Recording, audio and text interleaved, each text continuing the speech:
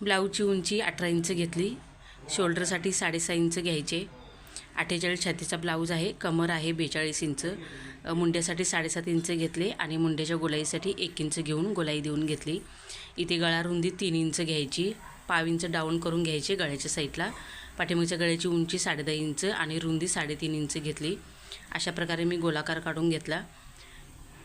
इथे टक्स रुंदी 5.5 इंच घेतली आणि उंची 6 इंच घ्यायची.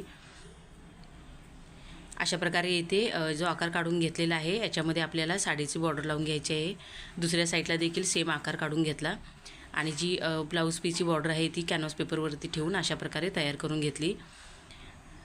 ब्लाऊज पीस सरळ बाजूने ठेवून घेतला आणि अशा प्रकारे मी डिझाईन तयार करून घेतलेली आहे. इथे मी साईडून लेस लावून घेतली. जिथे बॉर्डर तयार करून घेतलेली आहे तिथे अशा प्रकारे पाठीमागच्या गळ्याची डिझाईन तयार झालेली आहे.